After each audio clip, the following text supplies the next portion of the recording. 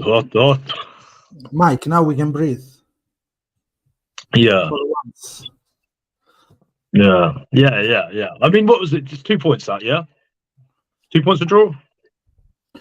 2 points a draw, yeah. Hey, listen, we'll take it. I take everything today. But just because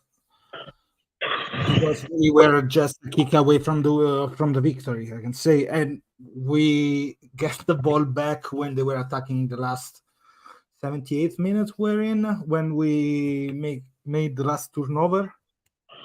Yeah. Well, that's it. Zuliani did a great job there as well. Oh, man, what to say? Come on, a couple of thoughts, guys. If you have any thoughts, se avete qualche pensiero da condividere. yeah. I'll quickly say my thoughts. Hey, listen, like 10 minutes into this match, someone told you we'd take 13-13 draw. A shot to win it. You'd take it, wouldn't you? No. Listen, of course, we were so close to the victory because probably we deserve it more. Maybe not. Yeah. I don't know what to think about, but we were in the game. And that's, for me, probably the big takeaway of this game. After one half of defense, we start building up patiently. Yeah. We can discuss about some decision we took, like why did that 3-man's line out instead of something else in the second last 10 minutes. We'll analyze those at some. Yeah, we'll analyze those. But I think like a caldo, tell me. A caldo so contento, Mike. A caldo, what I have to say, I'm happy. We scrap away that ghost of the World Cup. I love to hear a little stadium, a French stadium, silent for the game, and then be happy at the end for a draw. There. Yeah, when you put it like that, that's you take that. Don't you? Also, I think in the second half they start singing the Marseillaise in the first 10 minutes of the second half means something. So that's, for me, is the takeaway too. Yeah, man. I also think like it clicked near the end, right? You can see sort of how we want to play. Yeah, it sort of clicked at the end. I thought, oh man. Yeah, we are close, vicinissimi. Yes, of course. Guys, we are live on Fratelli di Rugby Bicocciotto, so I'm speaking in English in general. But you can write in Italian, potete scrivere in italiano e vi traduco, se proprio volete. Shivering, I cannot believe it, ACTC. So, I don't know where. Look, what I said on my other chat, I said I like the way I saw Garbisi in the eyes, even before that. He was amazing. Amazing. That's the best I think he's played for a team. No, that's true. Go. No. Go ahead. No, Zuliani was right doing what we want to see from Zuliani. We had a couple of mistakes here and there from other players. That little knock-on by Ruzza, for example, when we were attacking. There's no reason to go there. You have two people there, but then Spagnuolo coming from the bench, Quasimodo doing his work. Yes, Giuseppe, siamo là pure noi, but at the end we are happy. Of course, here we are with some of them write it. I was almost there to write a couple of those. Mike, of course, usually the team that play 14 should lose those kind of games, but probably we are not still there to kill the game in that way. But this gives confidence to build. Not against France. Yeah. I mean, like, listen, France. The English commentators, I don't know if you watched the English commentary, were like, "Oh, this isn't the same France, this, that, and the other." But also, like, we were putting them under pressure in defence as well. So, like, yeah, it probably was a combination that this isn't the same France as last year. We are not in Italy.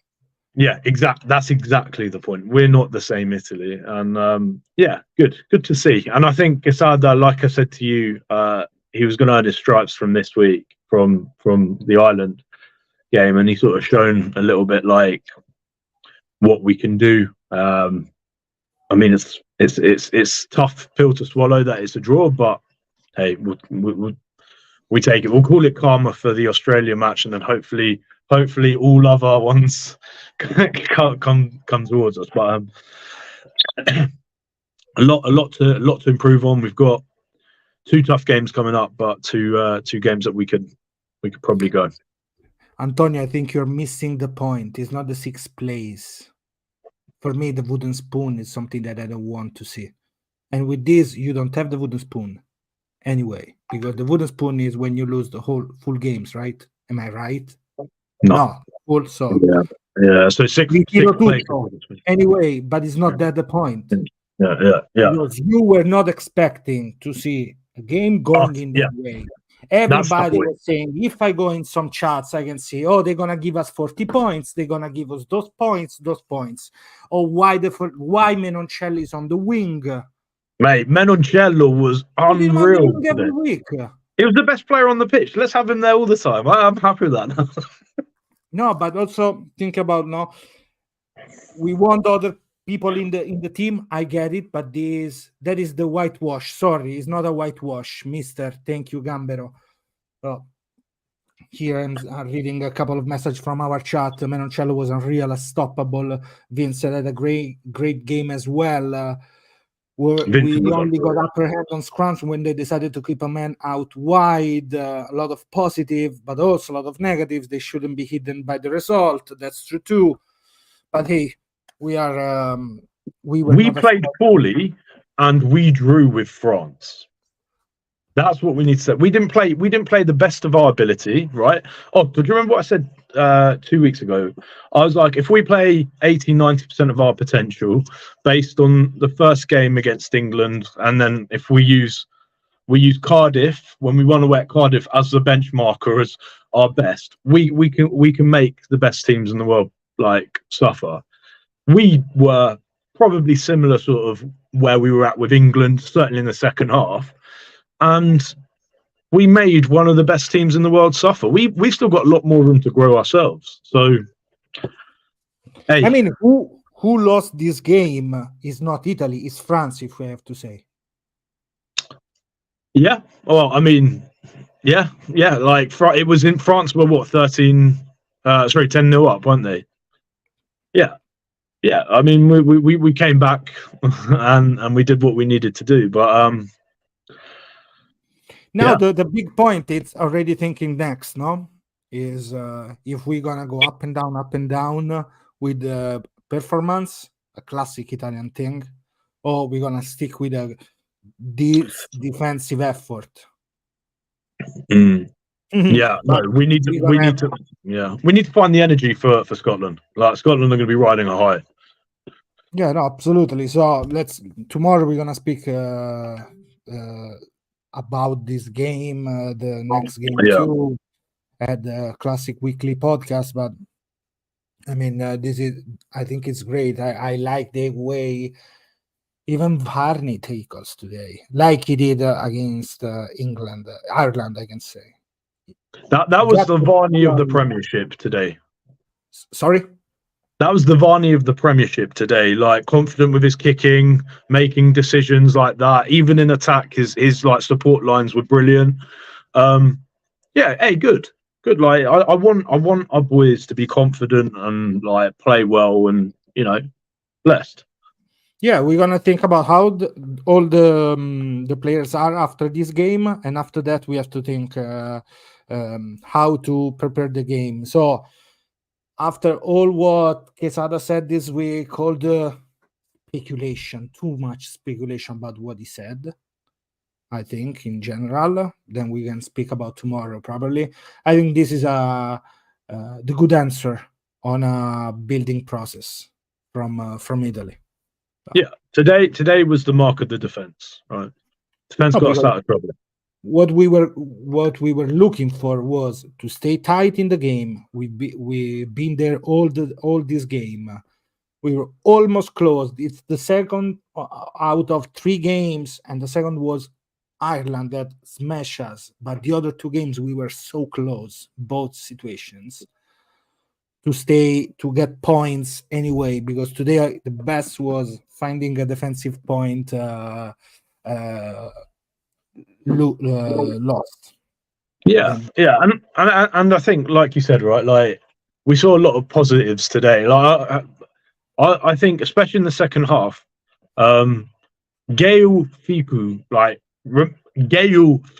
was struggling to cope with. I know obviously he was on his own in centre, but like our centre's had him on toast as well, and he's like possibly one of the best defensive centres of all time, right? So like, man, like we get like, and like you said, I think this game properly shook some of like the questions around players, right? Like, oh, why have they got?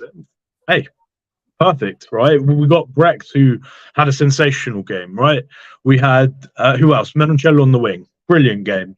I thought Favretto had a very good game until he came off. Obviously, he started a debut and he had 5 minutes of international rugby prior to this. So like, he did very, very well on the step up. Ross Vincent was unreal.